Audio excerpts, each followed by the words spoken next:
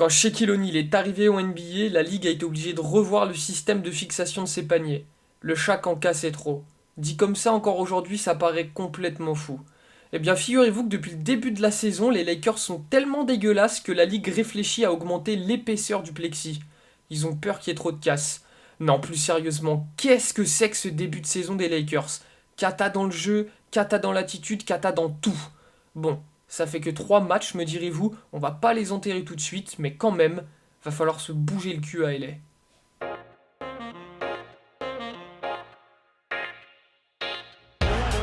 Defended by Simmons. Is this the dagger?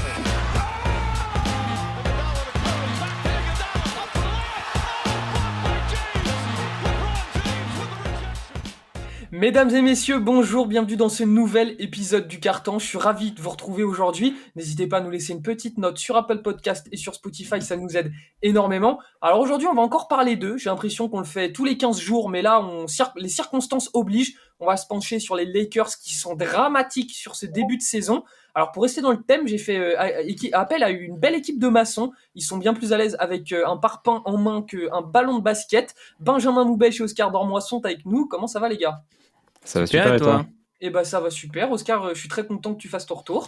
Très content de te Bah, revoir. moi aussi, surtout pour parler des Lakers. Ah bah là, les Lakers, on commence tout de suite, on va pas tergiverser, va falloir en parler parce que c'est catastrophique, les gars. Les Lakers ont commencé la saison par 3 défaites consécutives, ils sont en 0-3, tout en étant vraiment très très très inquiétant et décevant dans le jeu, Benjamin.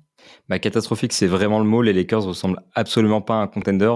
On voit 14 points de retard face aux Warriors dans la première défaite, 6 points contre les Clippers, 2 contre les Blazers. Donc les résultats sont pas là, ça fait 0-3. Mais surtout, le jeu est mauvais. On voit déjà les limites de l'effectif alors qu'on est au troisième match.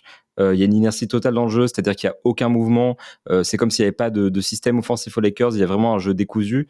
Il y a un manque de réussite flagrant au tir, un manque de réussite globale en attaque, une stratégie qui ne fonctionne pas.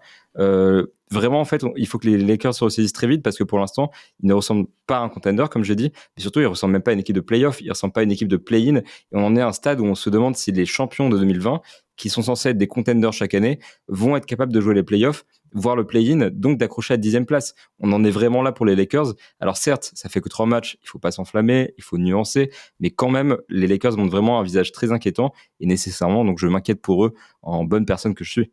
Alors Oscar, pour le coup, on avait plus ou moins tous émis des doutes sur cet effectif des Lakers en voyant la tête de cet effectif. Les Lakers, eux, leurs ambitions, c'est évidemment jouer le titre. Ils ont l'effectif sur le papier pour LeBron James, Anthony Davis, Russell Westbrook. T'es obligé de jouer le titre avec des noms pareils. Sauf que là, sur ce début de saison, bah c'est vraiment pas ça. Oui, ils sont décevants, surtout que les deux dernières défaites sont perdues de peu dans le scoreboard. Pourtant, dans la manière, c'est perdu de loin. Il y a eu des gros écarts pendant le match. Contre la défaite face à Portland, ils perdent dans le Money Time avec des choix désastreux. Après, c'est la première année de David Harm, donc on se demande ce qui peut se passer. On se demande quel est son plan de jeu, qu'est-ce qu'il veut en faire. On sent qu'il est encore en train de tester des choses. Par ailleurs, avec Russell Westbrook, son vrai rôle là-dedans. On parlera tout à l'heure. Et ouais, comme tu dis, il y a eu beaucoup de changements avec l'arrivée, par exemple, de Patrick Beverley, de Lonnie Walker, de Juan Toscano Anderson, de Damian Jones. Ils se cherchent encore. Alors, ça a aidé dans la défense, ils sont aujourd'hui deuxième defensive rating en 3 matchs. Mais dans l'attaque, dans le playmaking, il n'y a aucune solution et on a l'impression qu'on retrouve les problèmes de l'année dernière. Donc, qu'est-ce qu'on en fait de ça? Il va falloir du temps, mais Bah, qu'est-ce qu'on fait de ça? C'est vraiment pour le coup la question. Vous avez bien posé le contexte sur ce début de saison. Benjamin, fondamentalement, qu'est-ce qui va pas dans ce jeu des Lakers? Qu'est-ce qui explique qu'ils soient aussi peu performants finalement? Je pense que si on faisait un sondage sur la principale raison pour laquelle les Lakers sont mauvais sur le début de la saison, il y aurait un taux de 100% de réponses positives pour le shoot. Parce que vraiment, déjà LeBron James se dit lui-même, l'équipe manque de tireurs, elle n'a pas de grands spécialistes. Sur les 3 premiers matchs, ils sont à 25 sur 118 à 3 points, donc 21,2%. Donc je pose ça dans l'histoire de l'NBA, je pose ça dans le contexte global. C'est le deuxième pire pourcentage de l'histoire pour une équipe qui a pris 100 tirs ou plus sur 3 matchs. Sans tir à 3 points, évidemment. Donc vraiment pour prendre la mesure de la chose, dans l'histoire, 6100 fois une équipe a tiré au moins 100 tirs à 3 points en 3 matchs, et 6098 équipes sur toutes ces équipes-là sont meilleures que les Lakers. Donc vraiment, pour une équipe qui vise le titre, c'est ridicule. Et on voit clairement LeBron James en dessous de ses standards à 3 points à 26%, Anthony Davis très en dessous de ses standards par rapport au titre, justement, où il était quasiment à 40% à 3 points pendant les playoffs. On voit Beverley, Nunn ou Westbrook qui sont pas du tout au niveau à 3 points. Westbrook en particulier qui est très mauvais derrière la ligne. Et donc les problèmes de tir s'expliquent par deux choses. De un effectif qui est très mal construit. Il manque clairement de tireurs et LeBron le dit lui-même. Et ensuite, un manque de mouvement offensif qui est palpable et donc qui limite les occasions des tireurs. Donc nécessairement, sans construction collective, on peut difficilement trouver les bons tirs et donc difficilement les mettre, c'est logique. Et au-delà de ça, il y a plein d'autres problèmes. Anthony Davis sur courant alternatif qui alterne entre des moments de domination et des moments de vide. Et puis voilà, qu'est-ce qui va pas aux Lakers? J'ai envie de dire, la liste est beaucoup trop longue pour que je puisse tout dire. La question, c'est plus qu'est-ce qui va aux Lakers? Et actuellement, j'ai la sensation que c'est une question extrêmement compliquée. Oscar Benjamin, il l'a très bien évoqué. Le spacing et donc l'adresse à 3 points des Lakers et l'adresse globale, même j'ai envie de dire, est catastrophique. Quand on voit une équipe avec LeBron James, Anthony Davis et Russell Westbrook, on se dit que va falloir mettre des shooters autour parce que sinon ça va être compliqué. Ils vont se marcher dessus à l'intérieur. Sauf qu'au final, il n'y a pas de shooter. Il n'y a pas de shooter, il n'y a personne qui répond présent. Même Beverley, qui était connu pour être bon à 3 points l'année dernière, à environ 38%. Là, sur les 3 derniers matchs, il tourne à 21%. Et en plus, on voit un LeBron James qui force beaucoup à 3 points avec 9 tentatives, ce qui me paraît énorme. Et certains shoots comme un airball qu'on a vu contre Portland, il me semble. Il force beaucoup et on voit que dans le jeu, ils essaient de jouer derrière la ligne à 3 points alors qu'on a un Anthony Davis face aux Clippers pendant la première mi-temps qui arrive à martyriser Zubac et la raquette en jouant beaucoup de pick and roll, en allant forcer à l'intérieur, en jouant de ses qualités. Mais ça revient au galop, leurs vieilles habitudes de vouloir shooter, de pas tenter à aller plus au panier. Et même la confiance n'est pas là. On voit Westbrook rater des shoots qui ne rateraient jamais. Donc il y a beaucoup de problèmes et en termes de spacing, c'est horrible. Il n'y a personne pour essayer de tirer à 3 points. Lonnie Walker s'en sort assez bien. L'année dernière, il avait ce rôle aussi aux Spurs. Mais mis à part ça, c'est un désastre. Comme vous l'avez dit, il y a des gros problèmes et on est en train de repenser ou trade avec le Jazz pour Bojan Bogdanovic, Mike Conley, qui aurait pu aider dans ces lacunes. C'est clair que récupérer Bojan Bogdanovic, par exemple, ça aurait fait grand bien ces Lakers. Les gars, il y a plein de choses qui vont pas dans cet effectif. Il va vraiment falloir faire quelque chose. Et va surtout falloir faire quelque chose pour notre ami Russell Westbrook, Benjamin. Déjà en difficulté l'année dernière, voilà, on en avait parlé longtemps de son trade. On est plutôt d'accord pour dire qu'on est arrivé au point de non-retour. Là, c'est nécessaire. Ça va vraiment plus. Parce que sinon, c'est mort, en fait, cette année. Je veux pas m'inventer GM, je peux pas dire qu'un trade est nécessaire, mais en tout cas, il faut que quelque chose change parce qu'actuellement, Westbrook est au summum de l'inefficacité offensive. C'est-à-dire qu'il est quand même à 10 points, 4,3 passes, alors ce qui est pas fondamentalement mauvais, mais en 30 minutes de jeu, on sait qu'il peut faire beaucoup mieux. Et surtout, il peut faire beaucoup mieux que ses 28,9% au tir. Et vraiment, ça, je tiens à l'encadrer, 8,3% à 3 points. On en est à un stade où on l'ignore complètement en attaque, on le laisse tirer autant qu'il veut, et où on voit à chaque match des séquences défensives où les défenseurs se poussent et pensent qu'un shoot raté de Westbrook, un shoot ouvert de Westbrook, qui donc va finir raté, est une meilleure opportunité pour eux que de laisser Anthony Davis, par exemple, aller dans la raquette ou de laisser qui que ce soit d'autre tirer. Il y a beaucoup de haine gratuite autour de Westbrook et sincèrement, c'est très malsain. Mais les critiques rationnelles sont vraiment justifiées cette saison, Et j'aime beaucoup la déclaration de Paul George qui disait que cette équipe n'est pas faite pour lui. Depuis son départ au Thunder, on sait que Westbrook a du mal. Il a eu du mal aux Rockets, il a eu du mal aux Wizards, mais jamais à ce point. Et le problème Westbrook aux Lakers, c'est que l'équipe est complètement inadaptée. Elle devrait être adaptée pour LeBron James, donc avec des shooters, et ça implique de sortir Westbrook de l'équation. Et on en est à un stade où vraiment on se demande si Westbrook a encore sa place aux Lakers, comme tu le dis Hugo. Et on se le demande depuis déjà un moment, ça devient une urgence. Donc la piste d'un transfert devient de plus en plus évoquée. En potentielle contrepartie, on parle de Terry Rozier aux Hornets, qui est un shooter à 37,4% à 3 points la saison dernière, sur un gros volume quand même. On parle de Josh Richardson aux Spurs, qui est un shooter à 41,5% à 3 points l'année dernière, sur un plus petit volume. Et il y a encore cette piste donc, qui est très intéressante, Buddy Hield et Miles Turner aux Pacers, à condition d'inclure des tours de draft. De toute façon, ce sera une condition sine qua non. Mais donc on en est arrivé à un stade où on se demande si récupérer Josh Richardson n'est pas une meilleure opération que Russell Westbrook. C'est dire à quel point il est inefficace aujourd'hui et à quel point la situation est préoccupante. Et il demandera d'une certaine manière d'être réglé, que ce soit par une amélioration ou que ce soit par un transfert. Oscar, c'est un petit peu terrible ce qui se passe pour Russell Westbrook.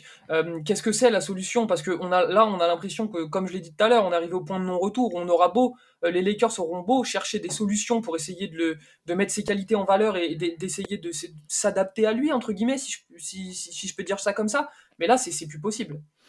C'est plus possible. Après, j'ai quelques réserves sur ce qu'essaye la franchise essaye de donner une raison à la présence de Westbrook dans l'effectif et d'expliquer pourquoi il est là et que ce n'est pas une erreur. Et de ce constat-là, ils veulent forcer pour le mettre dans le 5 majeur et dans le 5 majeur aussi qui finit les matchs.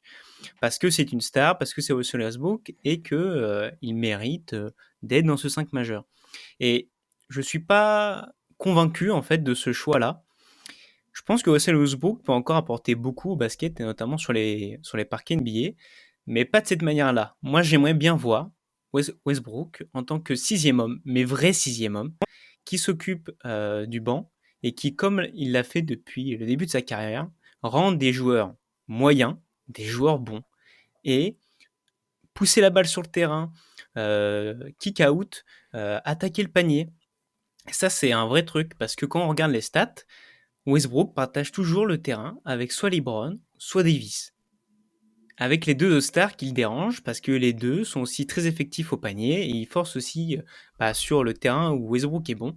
Et moi, j'aime bien voir du Westbrook seul à gérer les autres et avoir plus une âme de capitaine de banc. Mais vraiment, que ça soit dans les actes comme sur le terrain. Et j'ai beaucoup de mal avec ce qu'essayent de faire les Lakers, et notamment David Arm de forcer pour le mettre de l'importance, comme il a sorti Troy Brown Jr. pour mettre sur Westbrook, car c'est la star, il doit finir les matchs. J'ai un peu de problème là-dessus. Bon, en tout cas, on verra comment ça va se passer pour Russell Westbrook. On espère pour lui et pour les Lakers qu'une solution sera trouvée, parce que moi, perso, ça me fait mal au cœur de voir un joueur comme Russell Westbrook autant en galère. C'est un joueur qui apporte tellement sur un terrain on ne pourra jamais lui enlever, qui a toujours mis tout son cœur à jouer au basket, et là, on sent que le cœur n'y est plus, justement, et donc ce joueur perd un peu de sa saveur. Bon, les gars, je vais vous poser la question de la fin de ce podcast. Déjà, on arrive déjà à la fin.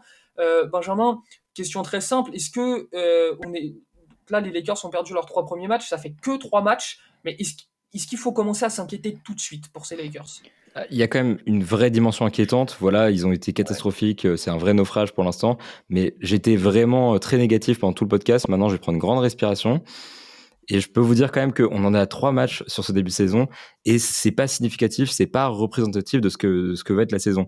Si on prend les Bucks de 2021, c'est un exemple trivial, mais ils vont au bout, ils vont chercher le titre. Ils commencent avec une victoire et 2 défaites. Et dans ce bilan-là, on voit très bien à quel point c'est idiot presque de tirer des conclusions après 3 matchs. L'année dernière, les Celtics avaient un bilan négatif à la moitié de la saison et pourtant ils vont en finale NBA. Qu'est-ce qui peut empêcher les Lakers de se ressaisir après 3 matchs perdus? Ça veut rien dire. Maintenant, ce qui est inquiétant, c'est la manière dont ils jouent et il faut qu'ils se ressaisissent. Il faut que les Lakers proposent un vrai mouvement offensif, un vrai jeu offensif de haut niveau pour s'imposer comme une équipe de play-off, ne serait-ce que ça. Il faut que Anthony Davis retourne au meilleur de sa forme, essentiellement à l'extérieur, et continue ce qu'il fait dans la raquette qui est très bon. Il faut que LeBron James se mette en route, arrête de forcer le jeu et mette ses coéquipiers aussi en avant, parce que là, on a l'impression d'avoir un LeBron James qui ne crée pas suffisamment sur ce début de saison. Et puis, il y a la question Russell Westbrook, qui est celle de l'amélioration ou du transfert. Peut-être qu'un transfert peut débloquer toute la situation. Je pense à celui des Pacers en l'occurrence. Buddy Hield, Miles Turner, ça change beaucoup de choses à l'intérieur et à l'extérieur. Peut-être que ça pourrait débloquer la situation des Lakers. Donc certes, on peut s'inquiéter un petit peu aujourd'hui. L'effectif des Lakers ne ressemble pas à celui d'un contender. Si c'est objectif titre ou rien, il y a clairement des raisons de paniquer. Mais maintenant, quand même, on en est à 3 matchs. Il y a plein de choses qui peuvent débloquer la situation, plein de choses qui peuvent s'améliorer. Il faut nuancer. Il faut se dire que les Lakers peuvent tout à fait se ressaisir et que ce n'est pas du tout trop tard pour entrer dans la course au titre. Oscar, le mot de la fin, là, on a tiré clairement sur les Lakers tout au long de ce podcast, mais comme Benjamin l'a dit, ça fait que 3 matchs, on peut quand même leur accorder le bénéfice du doute. Ça fait que 3 matchs, ils ont joué contre quand même 3 grosses équipes, Clippers, Warriors et Portland, qui étaient attendus aussi à l'ouest. Donc, et surtout que les trois, surtout le dernier Portland, surnage et quand même sur un petit nuage en termes du scoring et des victoires. Mais vaut mieux commencer comme ça et finir de la plus belle des manières. Et là, c'est le moyen de se ressaisir, de remettre directement les choses en place, de voir Arms ce qu'il peut faire aussi avec son effectif, parce que euh, on voit chaque année que c'est difficile pour les joueurs, il faut qu'ils s'habituent aux nouveaux arrivants, qu'il faut apprendre à avoir des automatismes, à voir comment jouent les autres joueurs. Et là, bah, quand tu es les Lakers et que tu que des contrats de 1 an, et bah, il faut faire ça tous les ans. Il faut réapprendre à jouer, il faut que LeBron réapprenne à faire les passes au bon moment, que Anthony Davis aussi re-rentre dans le moule, mais qu'il soit très impactant, au-delà des stats qui sont très bonnes, hein. Donc il faut laisser le temps au temps, et tant mieux qu'il se rate maintenant, si c'est pour après rebondir, et qu'il y ait une vraie question qui soit mise sur la table de qu'est-ce qu'on fait de Westbrook. On trade pas, mais si on ne trade pas, qu'est-ce qu'on en fait dans l'effectif? Parce que ça ne peut pas continuer comme ça. Et de LeBron et Davis, de se demander, bon, est-ce qu'au bout d'un moment, on va bouger son cul et au-delà des points, des rebonds, des stats, on va commencer à être impactant et on va commencer à bien jouer pour aller, pour être sérieux et pas que tout le monde se fout de notre gueule de se dire, oh là là, on joue les Lakers ce soir. Bon, écoutez, en tout cas, on leur souhaite à ces Lakers de rebondir. On va voir comment ça se passe. Merci les gars pour vos explications. C'était très très très bien. Vous qui nous regardez, dites-nous, n'hésitez pas à nous dire en commentaire si vous avez été déçus de ces Lakers, comment vous voyez la chose, qu'est-ce qui vous a perturbé, qu'est-ce qui vous a plu. Peut-être, il y a peut-être des choses qui vous ont plu sur ces 3 matchs des Lakers, même si, à mon avis, il n'y a pas grand-chose. Dites-nous en commentaire tout ça, on se fera un plaisir de vous répondre. Lamb lost it. Has to fire.